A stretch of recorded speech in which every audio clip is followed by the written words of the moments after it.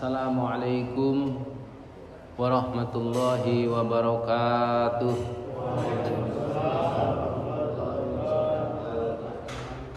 Alhamdulillah alladzi arsala rasulahu bil huda wa dinil haqq liyudhhirahu 'ala ad-dini kullih wa kafa billahi shahida.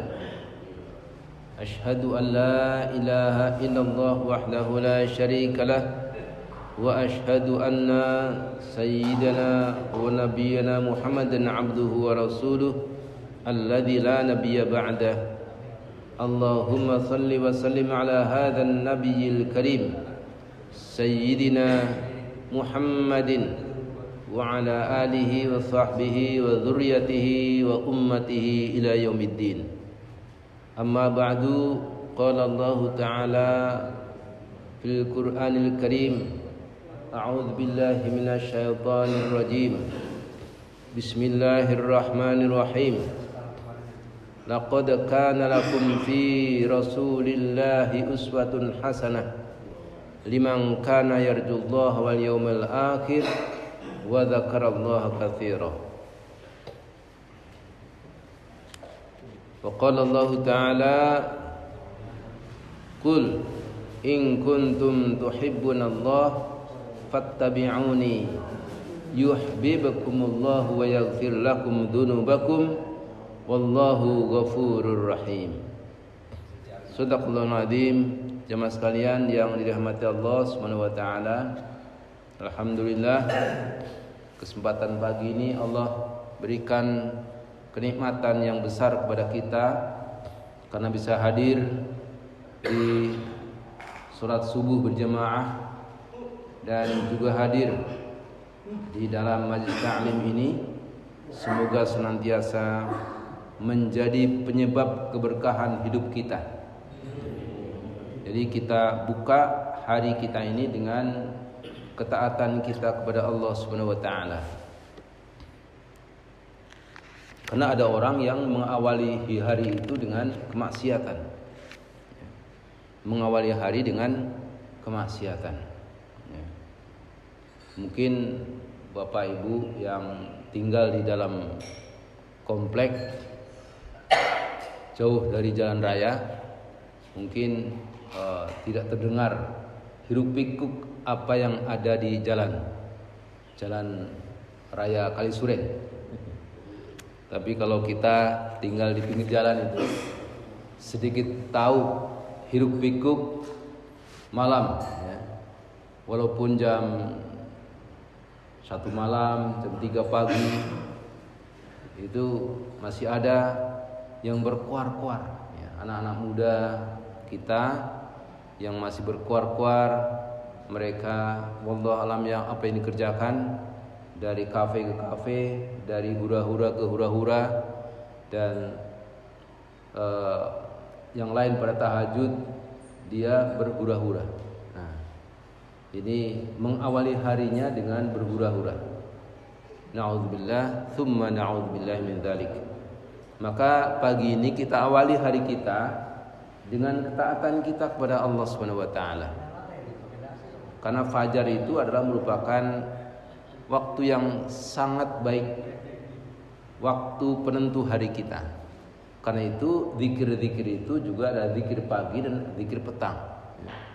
Zikir pagi dan zikir petang. Jemaah sekalian yang dirahmati Allah Subhanahu wa taala, Rasulullah sallallahu alaihi wasallam adalah merupakan sosok yang menjadi teladan bagi umatnya. Seorang Rasul itu harus bisa menjadi teladan. Dan orang-orang yang mencontoh Rasulullah itu juga bisa menjadi teladan bagi masyarakatnya. Nah, secara khusus Allah menyebutkan di dalam surat Al-Ahzab. Surat Al-Ahzab itu surat yang pada urutan ke-33. Surat yang ke-33 Al-Ahzab, 32 As-Sajdah, 34 Sabah. Jadi di antara As-Sajdah dan Sabah ada yang namanya surat Al-Ahzab, surat yang ke-33. Pada ayat yang ke-21 di sana Allah berfirman sebagaimana telah saya bacakan di depan tadi. A'udzubillahi minasyaitonirrajim. Laqad kana lakum fi Rasulillahi uswatun hasanah liman kana yarjullaha wal yawmal akhir wa dzakarallaha katsiran.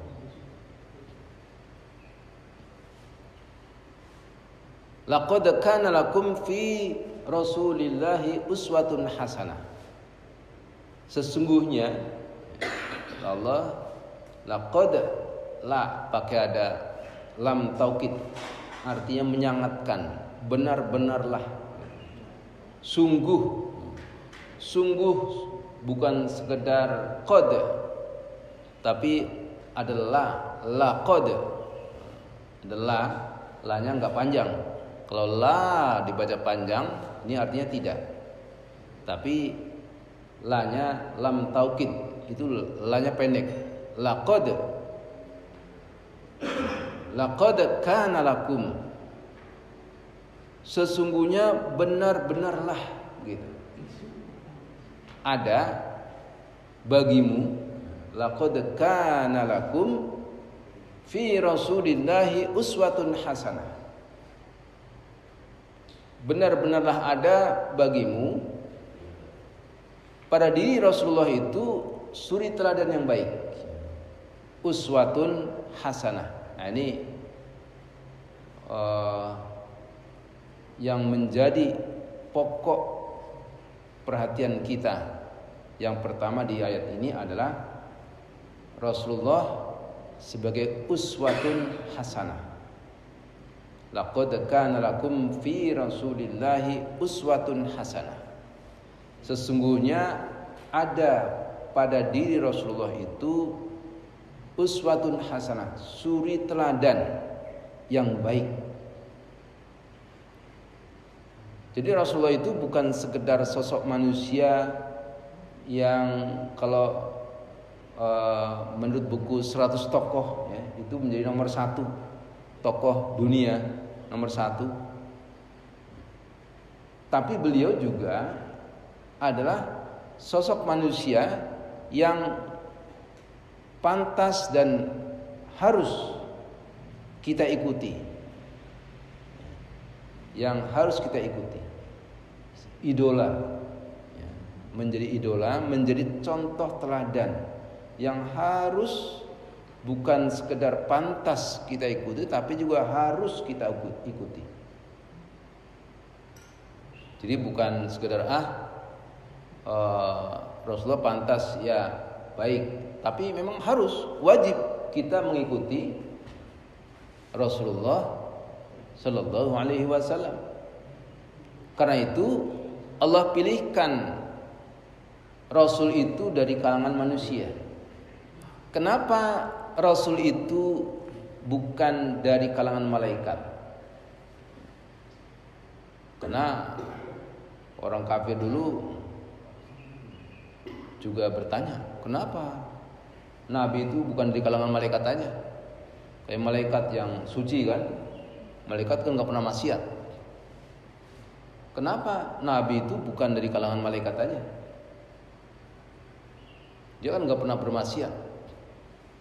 Nah, ini jemaah sekalian, jadi Rasul itu adalah seorang manusia, bukan malaikat. Kalaulah Rasulullah itu dari kalangan malaikat, maka kita punya alasan untuk tidak melaksanakan ajaran Islam ini. Ya, kalau Rasulnya dari kalangan malaikat, nabinya dari malaikat. Malaikat kan nggak makan, nggak minum, nggak punya istri, nggak punya rumah dan sebagainya kan? Kita kebiasaannya berbeda, kehidupan kita berbeda dengan kehidupan malaikat. Kalau malaikat tidak makan dan tidak minum, bagaimana mencontohkan kita cara makan dan cara minum? Bagaimana kita bisa mengikuti nabi yang berasal dari malaikat? Gak mungkin kita bisa mencontoh. Karena itu kita punya alasan, ya saya gak mau sholat, orang yang sholat itu malaikat. Malaikat bisa sholat, saya gak bisa sholat. Nah, kebiasaan manusia berbeda dengan kebiasaan malaikat. Manusia punya naluri basyariah, kemanusiaan. Rasulullah juga dalam surat Al-Kahfi dikatakan, qul innama ana basyarun mithlukum, ana basyarun mithlukum, saya manusia seperti kamu juga. Saya makan, kamu juga makan. Rasul itu juga makan seperti kita, lapar juga gitu. Nabi itu lapar. Nabi itu ya punya nafsu juga, lapar juga. Kalau Nabi nggak lapar, kita nggak tahu bagaimana sikap kita kalau lapar. Nabi nggak pernah marah ya. Ketika pulang ke rumah, Aisyah nggak punya makanan. Satu kali Rasulullah pulang ke rumah, Aisyah nggak masak, nggak punya makanan. Aisyah kan takut ya, khawatir. Ini Nabi, saya nggak bisa menghidangkan makanan untuk Nabi, utusan Allah. Tapi apa kata Rasulullah? Wah Aisyah, hari ini saya puasa. Itu akhlak yang luar biasa. Hari ini saya puasa, nanti aja sore kita makan. Bapak pernah begitu nggak?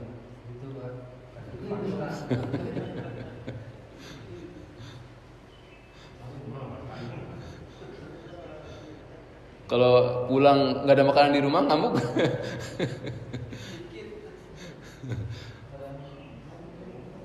Di rumah ngapain aja? Ngapain aja nggak masak?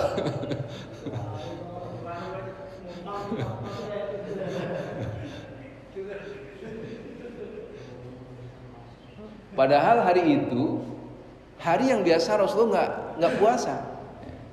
Hari itu Rasulullah biasa nggak puasa, bukan hari Senin, bukan hari Kamis ya, bukan Ayyamul Bid. Hari nggak puasa. Tapi begitu pulang ke rumah nggak ada makanan, Aisyah tahu nggak? Saya hari ini puasa. Karena Rasulullah tahu di rumah nggak ada makanan. Puasa, nggak ada makan, puasa kita. Kali yang lain, satu kali yang lain, Rasulullah pulang ke rumah, disiapkan makanan oleh Aisyah. Padahal Rasulullah tadinya mau berpuasa. Hari yang biasa Rasulullah berpuasa, tapi Aisyah hari itu masak dan dihidangkan kepada Rasulullah SAW.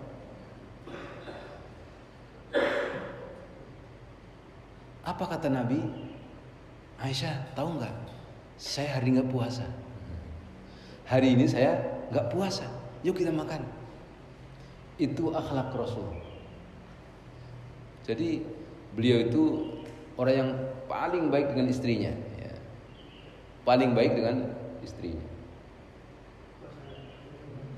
Jadi pulang itu begitu dihidangkan makan, tahu nggak sih lo? Gue puasa hari ini. Bukan gitu. Itu Nah, hari ini pada nggak puasa, ya silakan dimakan. Kalau yang sudah. Pak Said puasa nggak hari ini?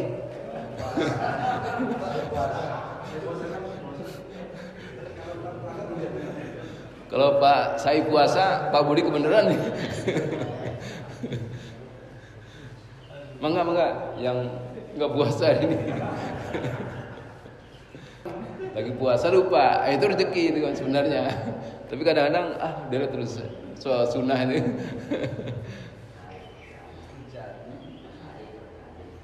Jadi Rasulullah itu anaknya luar biasa. Sehingga ketika ditanya oleh sahabat, bagaimana akhlak Rasulullah? Kata Aisyah, Aisyah itu kan orang yang sehari-hari bersama Rasulullah SAW, ya kan? Aisyah itu adalah seorang yang sehari-hari bersama Rasulullah Sallallahu Alaihi Wasallam. Beliau tahu persis bagaimana akhlak Rasul. Maka kata Aisyah, Rasulullah itu akhlaknya Quran. Akhlaknya adalah Al-Quran. Itu Rasulullah SAW. Akhlaknya Quran. Sehingga Rasulullah itu seperti Al-Quran yang berjalan. Seperti Al-Quran yang berjalan. Itu Rasulullah SAW. Jadi jemaah sekalian dirahmati Allah Subhanahu wa taala, maka semua apa yang keluar dari mulutnya itu bahkan bukan sekedar menjadi contoh teladan yang baik, tapi adalah menjadi hukum yang ada dalam Islam ini. Bukankah hadis itu adalah pertama dari perkataan Nabi, yang kedua dari sikap perilaku Nabi yang tidak dikatakan tapi bersikap seperti itu, maka itu menjadi hukum. Yang ketiga adalah sikap mendiamkan. Sikap mendiamkan pun menjadi hukum dalam Islam. Satu kali ada seorang jamaah datang terlambat subuh, ya. Jamaah subuh datang terlambat. Subuh terlambat, sehingga dia tidak sempat sholat sunnah fajar, tidak sempat sholat sunnah qobliyah subuh. Nah, nanti ada qobliyah dan ada yang bukan qobliyah. Nah, kalau subuh itu ada sunnah qobliyah subuh. Dia nggak sempat karena udah terlambat sampai masjid. Jemaah sedang sholat berjamaah. Karena itu setelah salam,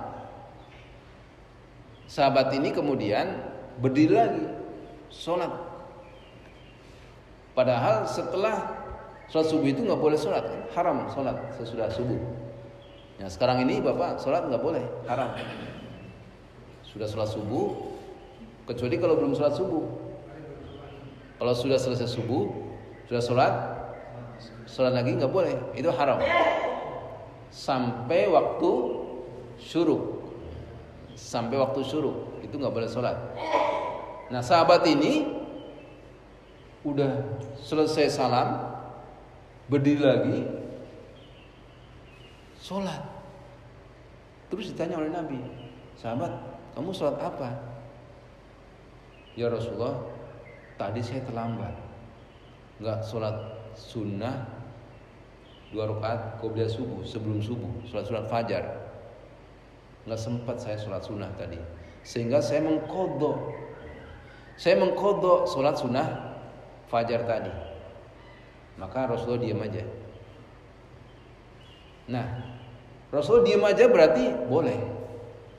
Nah, itu sikap mendiamkan Rasulullah pun menjadi hukum dalam Islam. Jadi kalau bapak-bapak terlambat satu kali, nggak sempat sholat sunnah, karena sholat sunnah sebelum subuh kan lebih baik daripada dunia seisinya. Dari minad dunya wa ma fiha, khairum minad dunya wa ma fiha. Salat sunnah 2 rakaat sebelum subuh itu khairum minad dunya wa ma fiha, lebih baik daripada dunia dan seisinya.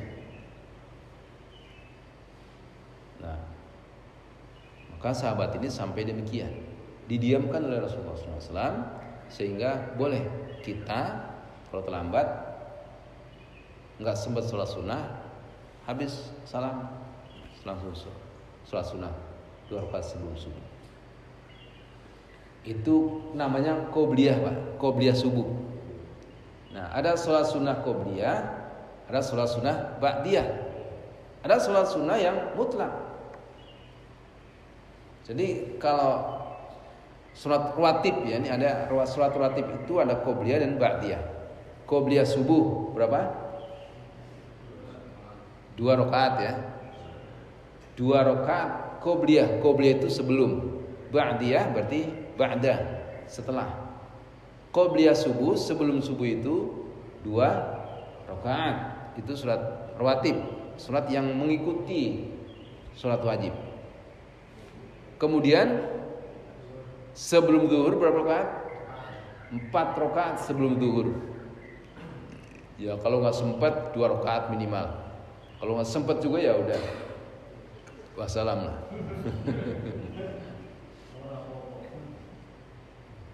Memang sulit menjaga rawatib itu, terutama zuhur. Ya. Itu ada qobliyah zuhur, itu 4 rakaat. Masih banyak kerjaan, udah azan zuhur, masih banyak kerjaan. Habis itu udah nggak sempat lagi sholat sunnah. Nah, ini sulit menjaga qobliyah zuhur. Ya, 4 rakaat sebelum zuhur itu qobliyah. Kemudian 2 rakaat setelah zuhur ba'diyah. Jadi niatnya kita sholat qobliyah, sholat ba'diyah, sholat sunat ba'diyah. Kemudian 2 rakaat setelah maghrib dan 2 rakaat setelah isya. Itu yang namanya sholat sunnah rawatib, qobliyah dan ba'diyah. Nah kemudian kalau ba'diyah subuh nggak ada, nggak boleh. Ba'diyah subuh nggak ada. Ba'diyah subuh, setelah subuh nggak ada sholat sunnah. Sebelum dan setelah zuhur ada tadi kan. Nah asar gimana? Asar nggak ada qobliyah, nggak ada ba'diyah. Setelah asar juga nggak boleh sholat. Jadi setelah subuh, setelah asar itu nggak boleh sholat. Setelah asar sampai maghrib itu nggak boleh sholat, haram. Nah, sebelum asar dan setelah asar nggak ada sholat rawatib, nggak ada sholat qobliyah dan ba'diyah asar. Tapi ada sholat yang dilakukan sebelum sholat asar, namanya bukan rawatib. 4 rakaat sebelum sholat asar, boleh melakukan 4 rakaat sebelum asar. Itu namanya bukan sholat rawatib, tapi sholat mutlak, berdiri sendiri, bukan merupakan qobliyah asar, tapi sunnah dilakukan sebelum sholat asar, tapi namanya bukan qobliyah asar. Kemudian 2 rakaat sebelum maghrib, ini juga bukan rawatib, bukan qobliyah maghrib, nggak ada qobliyah maghrib, tapi sholat sunnah. Kata Nabi, kalau kamu mau silakan sholat, kalau nggak mau ya nggak apa-apa. Jadi bukan qobliyah maghrib, nggak ada qobliyah maghrib, adanya ba'diyah maghrib. Kemudian qobliyah isya itu nggak ada, tapi ada sholat sunnah sebelum isya boleh 2 rakaat. Itu juga sholat mutlak. Jadi sebelum asar 4 rakaat, sebelum sholat maghrib 2 rakaat, sebelum sholat isya 2 rakaat. Itu namanya sholat mutlak, bukan sholat rawatib, bukan qobliyah. Nah, ini sholat mutlak. Nah, kembali ke topik semula. Laqad kana lakum fi Rasulillahi uswatun hasanah. Rasulullah itu teladan bagi kita semuanya, teladan yang baik, idola bagi semua manusia, harusnya menjadi idola, teladan, ikutan, bukan sekedar qudwah, tapi adalah uswah. Apa beda qudwah dengan uswah? Al-Quran menyatakan laqad kana lakum fi Rasulillahi uswatun hasanah. Pakai kata uswah, bukan qudwatun hasanah, tapi uswatun hasanah. Apa bedanya uswatun dengan qudwatun? Qudwah dengan uswah. Nah, uswah itu ada contoh teladan. Uswah itu contoh teladan, dan kalau kita mengikuti bisa menjadi contoh teladan bagi yang lain. Tapi kalau qudwah ikutan, menjadi ikutan, panutan. Contoh teladan juga, tapi kalau kita mencontoh belum tentu bisa menjadi contoh bagi yang lain. Nah, jadi Al-Quran makanya mengatakan dengan laqad kana lakum fi Rasulillahi uswatun hasanah.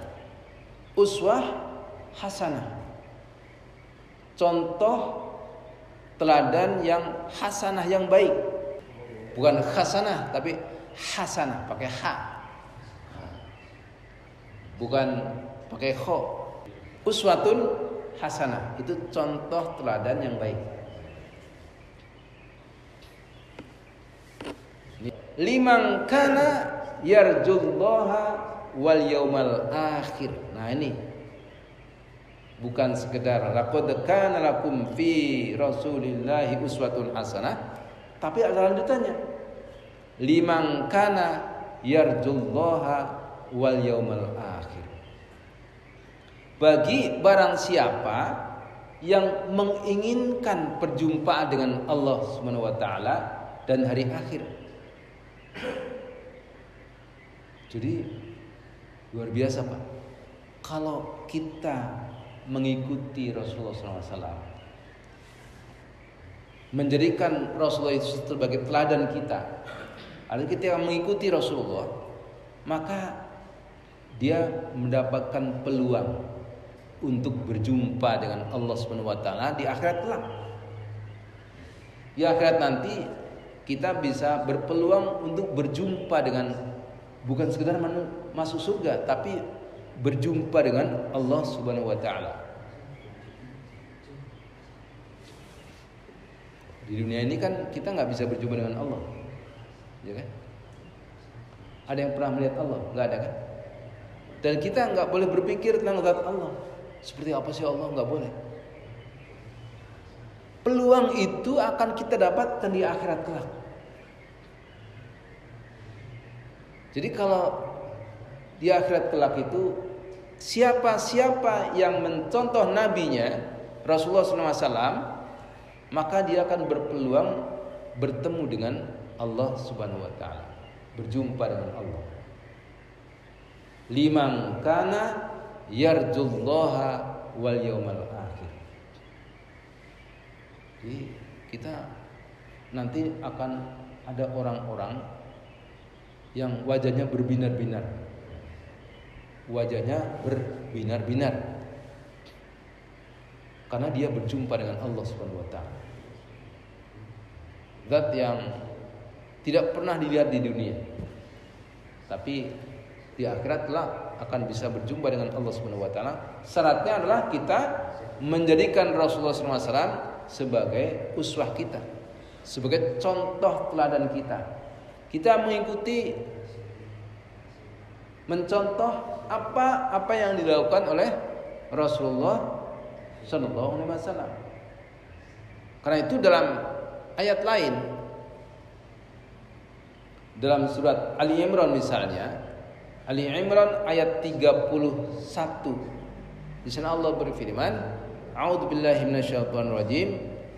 Qul in kuntum tuhibbunallah fattabi'uni yuhibbukumullahu wa yaghfir lakum dzunubakum wallahu ghafurur rahim. Katakan wahai Muhammad,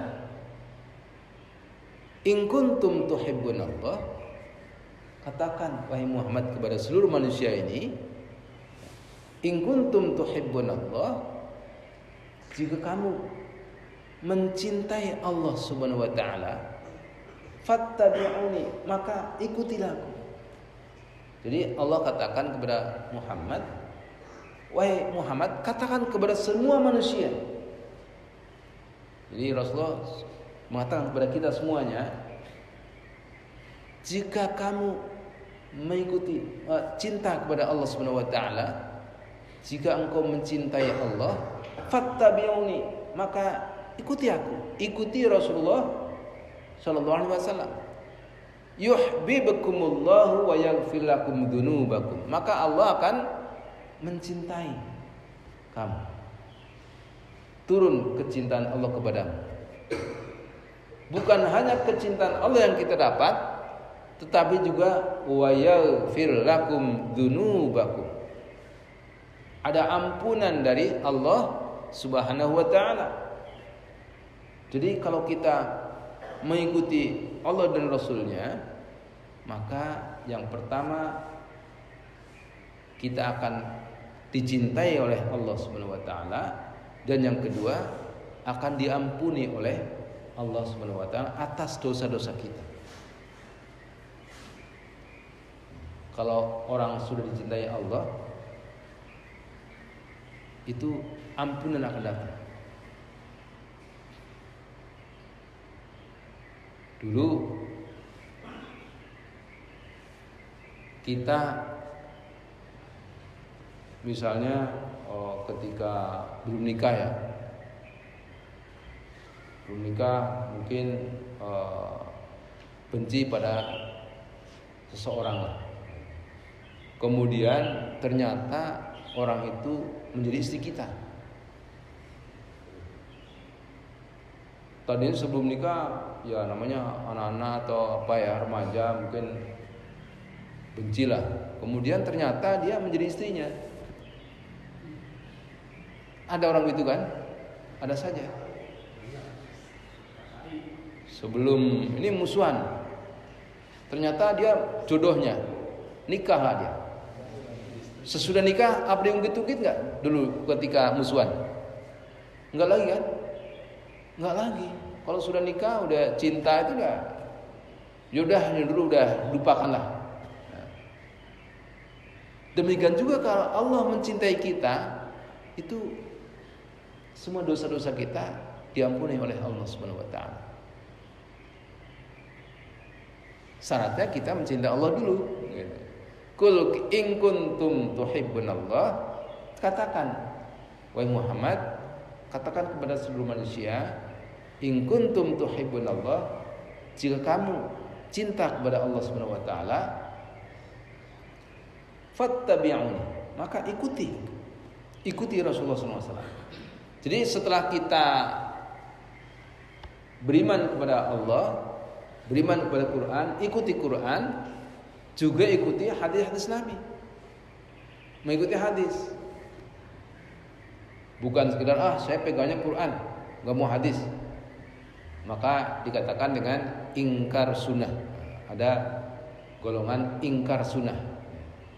Ingkar kepada sunnah-sunnah Nabi. Ingkar sunnah. Enggak mau hadis, enggak mau sunnah Nabi. Maunya Quran aja. Kalau hanya ikuti Quran, maka gimana sholatnya? Enggak ada disebutkan tata cara sholat dalam Quran. Berdiri, ruku, sujud, tata cara, enggak ada kan? Enggak ada.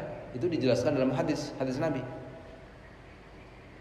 Jadi kalau kita hanya mengikuti Quran, sholatnya gimana tuh? Enggak jelas Qurannya. Ya, enggak ada sholatnya dalam Quran. Sholatnya berdiri, Allahu akbar, takbiratul ihram, pakai tata cara itu enggak ada diceritakan dalam Quran. Yang ada dalam hadis Nabi. Maka ketika kita sudah mengimani Quran, kita ikuti hadis-hadis Nabi. Quran dan hadis. Al-Quran dan hadis. Jadi ketika kita cinta Allah, ikuti Rasulullah SAW. Maka orang yang mengikuti Rasulullah SAW, maka dia akan berpeluang mendapatkan cinta Allah. Ya. Yang kedua, mendapatkan ampunan dari Allah SWT. Dan orang yang dalam ayat tadi surat 33 ayat 21, orang yang menjadikan Rasulullah sebagai contoh teladannya, maka dia akan berpeluang bertemu dengan Allah SWT di yaumil akhir kelak. Bertemu dengan Allah SWT. Orang nanti masuk surga akan ada yang berombongan. Ada rombongan yang masuk surga dan ada rombongan yang masuk neraka. Wasiqal ladzina kafaru ila jahannam zumaro, rombongan-rombongan. Makanya ada surat namanya Az-Zumar. Surat Az-Zumar itu surat yang ke-39. Wasiqal ladzina kafaru ila jahannam zumaro. Nanti ada orang-orang yang secara berombongan digiring menuju ke neraka. Berombongan itu masuk ke neraka. Karena maksiatnya berjamaah, ya, dia kan rombongan masuk ke dalam neraka, berombongan-rombongan. Maksiat berjamaah, bahaya nih, maksiat berjamaah. Nanti di akhirat rombongan dimasukkan ke dalam, ini rombongan maksiat, rombongan masuk ke dalam neraka. Wasiqal ladzina kafaru ila jahannam zumara. Itu di akhir-akhir surat Az-Zumar. Tapi kemudian ada juga wasiqal ladzina taqau ilal jannati zumar. Jadi beda. Ada wasiqal ladzina kafaru ila jahannam zumar. Orang-orang kafir itu akan digiring masuk ke dalam neraka secara berombongan. Ada orang yang berombongan masuk ke dalam neraka. Tapi ada juga wasiqal ladzina taqau ilal jannati zumar. Ada orang-orang yang bertakwa yang dimasukkan surga secara berombongan. Kita masuk rombongan yang mana? Ingin masuk rombongan yang mana? Masuk rombongan yang masuk neraka atau masuk rombongan yang masuk dalam surga? Rombongan ini ada rombongan neraka, ini ada rombongan surga. Nah, jadi ada orang yang berbondong-bondong dimasukkan ke dalam neraka dan ada yang berbondong-bondong dimasukkan ke dalam surga Allah Subhanahu wa taala.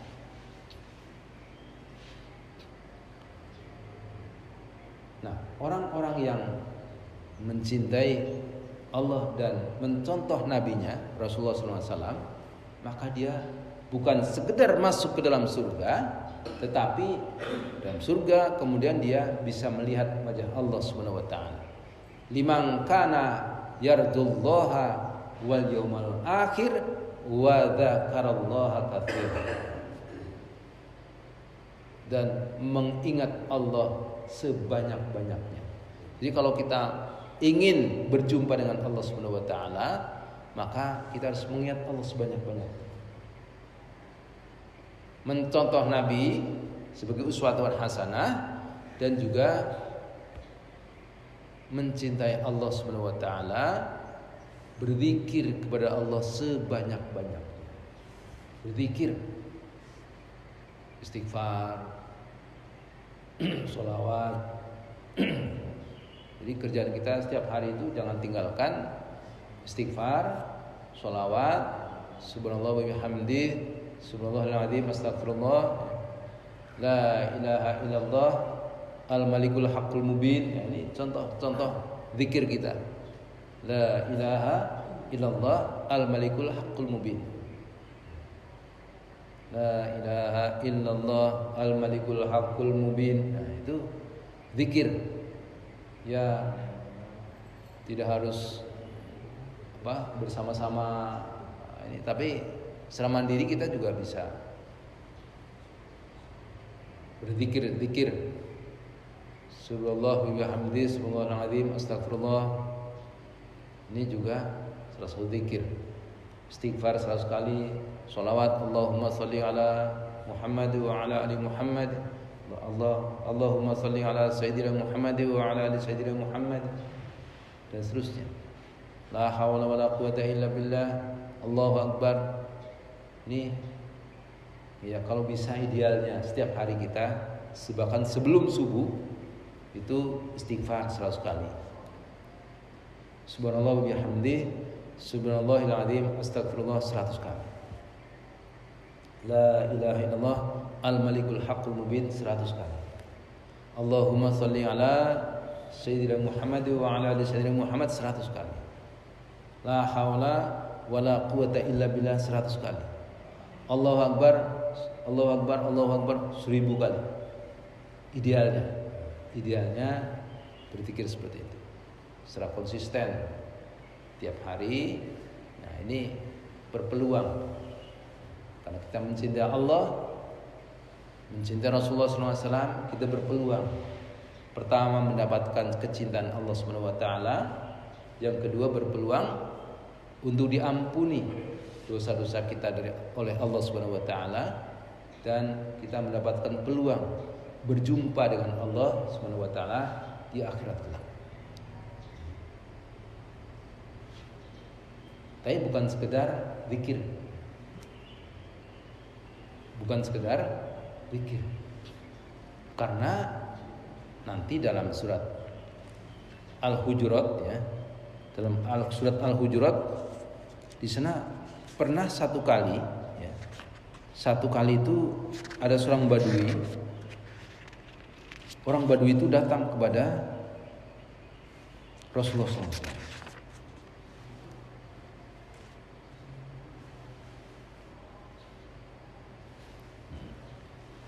Dalam surat Al-Hujurat ayat 14, Sunnah Allah berfirman, qalatil a'rabu amanna qul lam tu'minu walakin qulu aslamna walamma yadkhulul imanu fi qulubikum wa in tuti'ullaha wa rasulahu la yalidkum min a'malikum syai'an innallaha ghafurur rahim. Jadi satu kali ada orang Badui datang kepada Rasulullah SAW. Qalatil a'rabu amanna, dia berkata, saya telah beriman ya Rasulullah SAW. Ya Rasulullah, saya sudah beriman. Maka langsung turun wahyu Allah SWT, katakan Muhammad, qul lam tu'minu, katakan wahai Muhammad, kamu belum beriman. Walakin qulu aslamna, tetapi kamu baru Islam. Beda antara mukmin dengan muslim. Tingkatan pertama muslim, baru bersyahadat muslim, ya statusnya muslim, tapi belum tentu mukmin, beriman kepada Allah Subhanahu wa taala. Walamma yadkhulul imanu fi qulubikum. Kenapa dikatakan oleh Allah Subhanahu wa taala dia baru berislam, belum beriman tapi baru berislam? Walamma yadkhulul imanu fi qulubikum, karena iman itu belum masuk ke dalam hatinya. Iman itu belum masuk ke dalam hatinya, baru di lisan aja. Di lisan. Lisannya mengatakan saya beriman, lisannya harus berzikir. Tapi kalau sekedar hanya di lisan saja, belum masuk ke dalam hatinya, dia baru berislam, belum beriman. Banyak orang yang masuk Islam, ya syahadat, saya mau syahadat, oke, syahadat, dia berislam. Islam, bagus, luar biasa, bagus. Tapi jangan cuman di lisan saja, jangan hanya di lisan saja, tapi juga iman itu harus masuk ke dalam kalbunya. Itu baru mukmin sejati. Baru mukmin sejati. Wala tamutunna illa wa antum muslimun. Jangan kamu mati melainkan dalam kondisi sebagai seorang muslim. Tuh. Ini penjagaan pertama. Jadi kita memang penjagaan pertama, jangan sampai kita mati dalam kondisi yang bukan sebagai seorang muslim. Wala tamutunna illa wa antum muslimun. Ini penjagaan pertama. Tapi penjagaan kedua, ayatnya ya ayyuhalladzina amanu. Jadi orang yang sudah beriman, kata Allah, ya ayyuhalladzina amanu ittaqullaha haqqa tuqatih wa la tamutunna illa wa antum muslimun. Ini minimal. Wahai orang-orang yang beriman, wahai orang-orang yang sudah memiliki iman dalam hatinya, yang sudah mukmin, ittaqullaha haqqa tuqatih. Bertakwalah kamu kepada Allah Subhanahu wa taala dengan sebenar-benar takwa. Jadi di sini ada mukmin, disuruhkan kepada orang mukmin supaya bertakwa kepada Allah, supaya menjadi orang yang muttaqin. Muttaqin itu tingkatan yang tertinggi. Bertakwalah kamu kepada Allah, tingkatan tertinggi takwa. Wala tamutunna illa wa antum muslimun. Jaga diri kamu. Jangan sampai minimal itu ketika mati kamu jangan murtad gitu. Udah murtad kemudian mati. Jangan seperti itu. Wala tamutunna illa wa antum muslimun. Jangan kamu mati melainkan dalam kondisi sebagai seorang muslim. Itu minimal. Batasan minimal. Minimal matinya itu bukan murtad lah kondisi. Kondisinya tetap muslim. Walaupun ya mungkin takwanya kurang, imannya kurang, tapi muslim jangan dilepas. Kemuslimannya jangan dilepas. Itu minimal. Minimal, penjagaan minim. Kalau sudah kemuslimannya sudah terlepas, ya itu dah. Wallahu a'lam bishawab.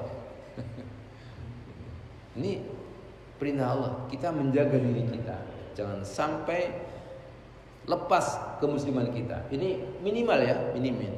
Batasan minimal.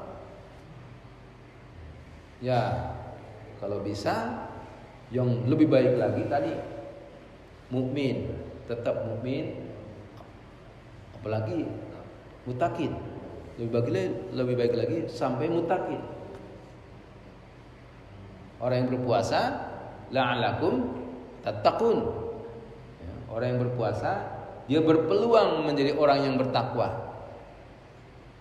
Itu tingkatan yang tertinggi. Karena apa? Inna akramakum indallahi atqakum. Sesungguhnya orang yang paling tinggi derajat di sisi Allah Subhanahu wa taala adalah orang yang bertakwa. Yang paling mulia di hadapan Allah Subhanahu wa taala orang yang bertakwa, bukan orang yang kaya, bukan orang yang jabatannya tinggi, bukan orang yang cantik, orang yang ganteng, bukan. Yang emasnya 5 kilo, enggak. Yang uangnya tidak berseri, enggak. Yang masuk surga itu, yang paling mulia di hadapan Allah Subhanahu wa taala itu adalah bukan orang kaya, bukan orang miskin, bukan orang yang ganteng, bukan orang yang apa-apa. Orang yang bertakwa kepada Allah Subhanahu wa taala. Itu orang yang paling mulia di hadapan Allah Subhanahu wa taala. Entah dia kaya, entah dia miskin, entah dia pejabat tinggi, entah dia pejabat rendah, dia tukang sapu dan sebagainya, dia pemulung, tapi kalau bertakwa kepada Allah Subhanahu wa taala, dia akan mulia di hadapan Allah Subhanahu wa taala.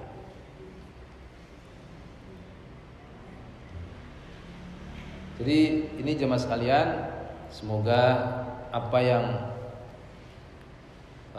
menjadi pelajaran kita hari ini menjadi penyebab keberkahan kita hari ini dan hari-hari berikutnya.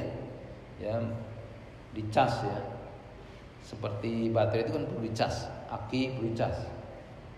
Setiap Ahad kita cas supaya ada keterikatan kita dengan Islam ini.